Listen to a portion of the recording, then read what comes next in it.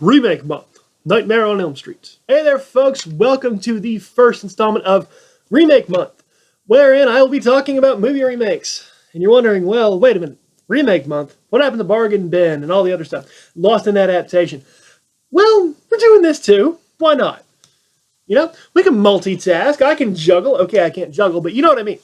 Now, like I said, we're talking horror remakes this month. And I'm going to start with one that really doesn't make sense. We're going to be talking about... It's hard to say the title with a straight face. It really is. Nightmare on Elm Street. Oh, it hurts already. Okay. Now, I love Robert Englund's Freddy. I grew up with that character to a certain extent, and I love it so much. Honestly, my first real involvement with the Nightmare series was Wes Craven's New Nightmare.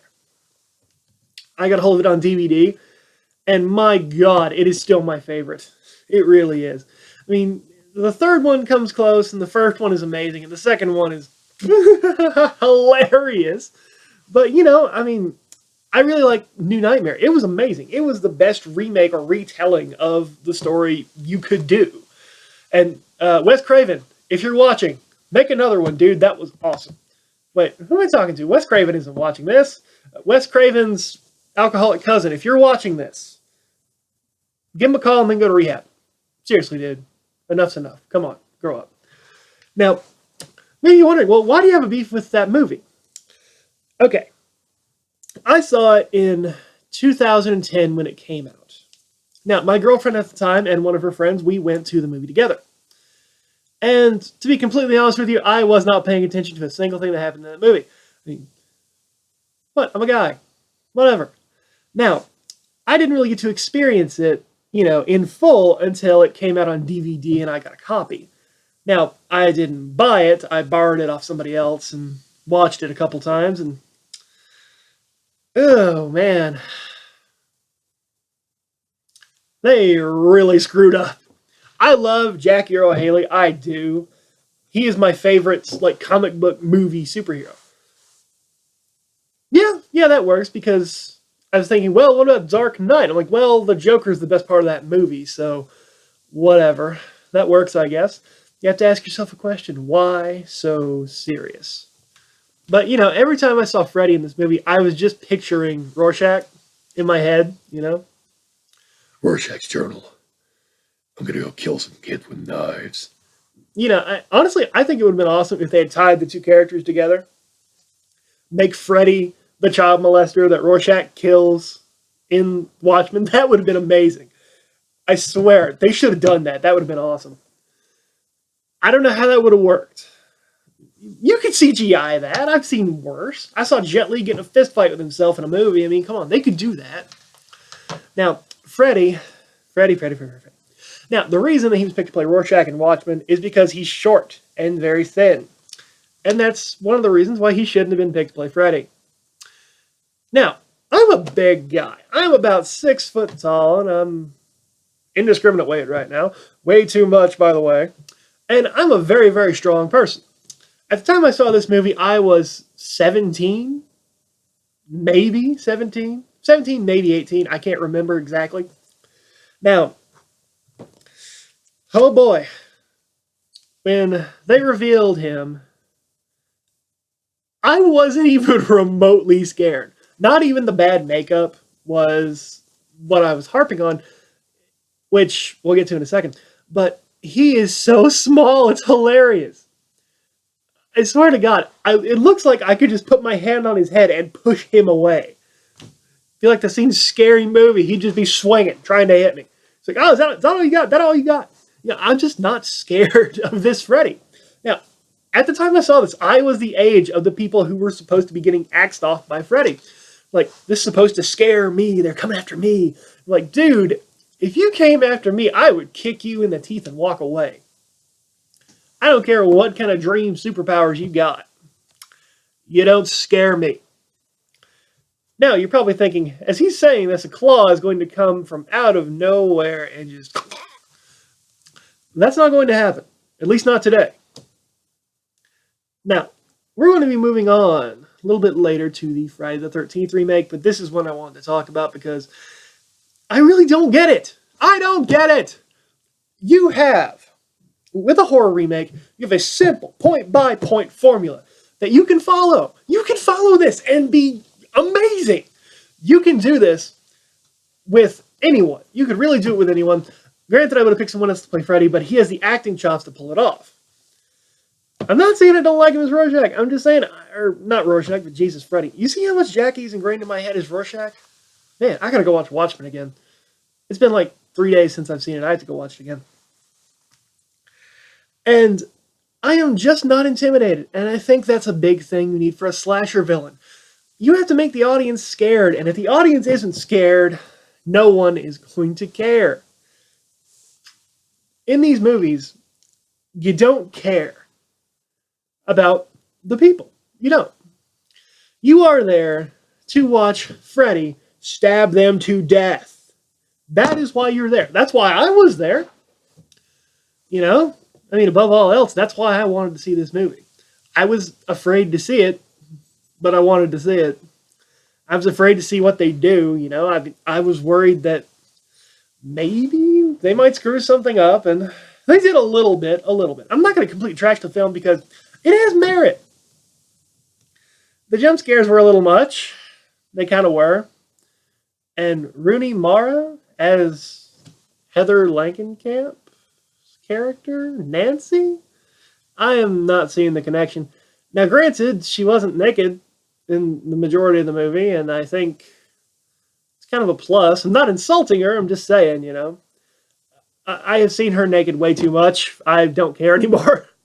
Seriously, after Girl with the Dragon Tattoo, she, you know, hopefully she doesn't do any more naked roles because she has done enough for a freaking lifetime.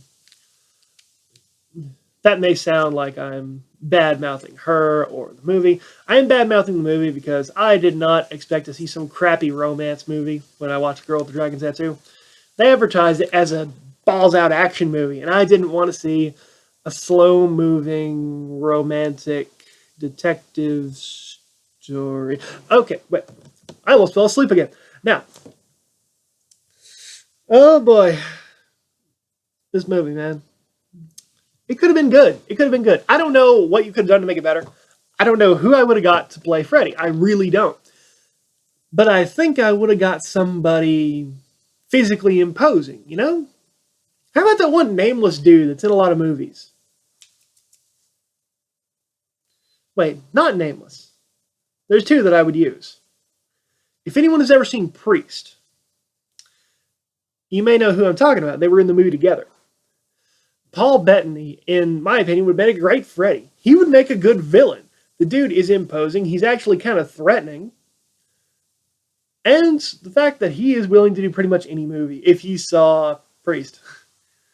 I don't know why people hate that movie. I like it. I love the vampires in it. They're like mutant dog leopard things. You know, it's crazy. I love it. Now, Paul Bettany or his co-star in the movie, Cam Giga, whatever. I don't know his last name. I can't pronounce that. Dude, change your name. Get something reasonable. Come on. It's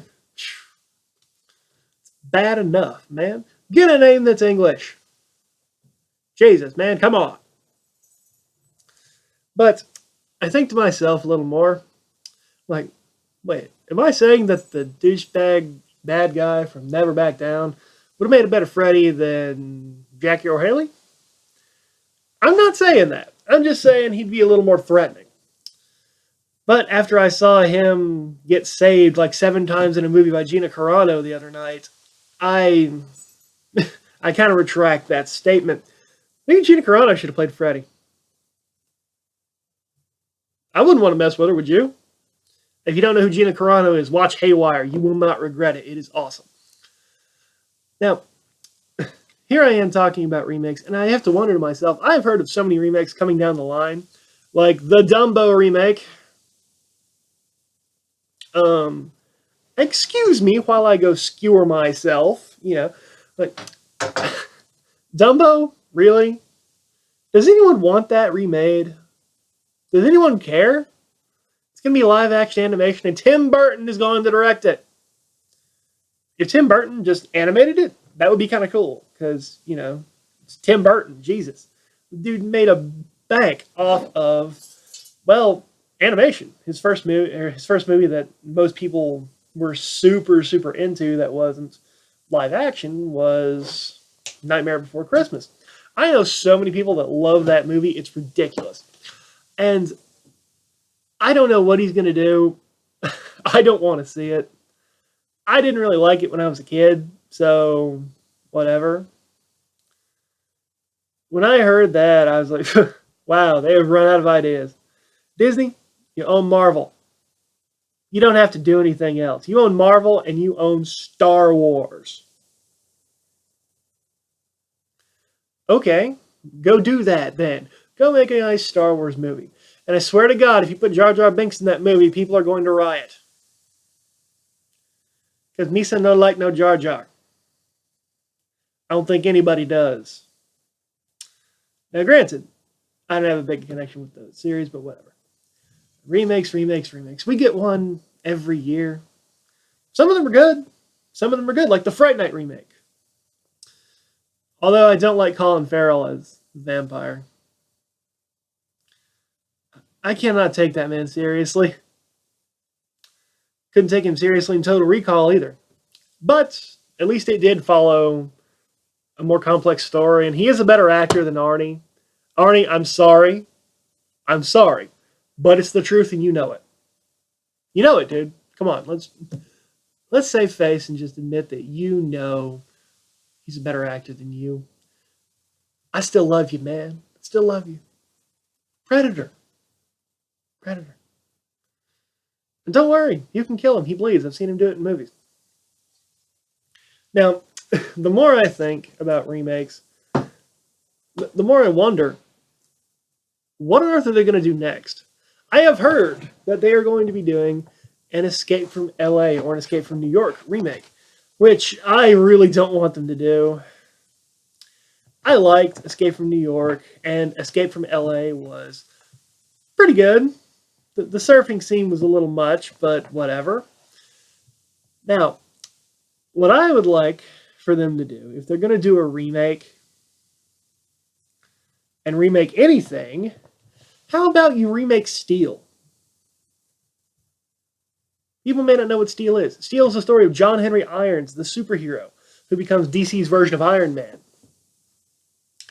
Yeah, DC has an Iron Man. Whatever. Played by Shaquille O'Neal in the movie. Because, yeah, that's a thing.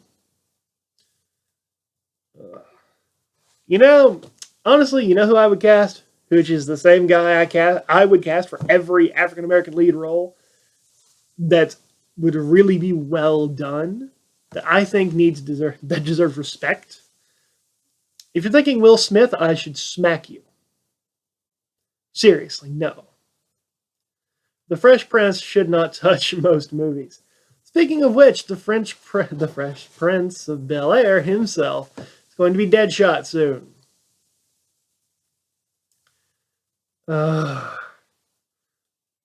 Will Smith, you cannot play bad guys. Stop it. So sad when you see actors doing things that they know they can't do, but they still get paid to do it. Brings a tear to your eye, doesn't it?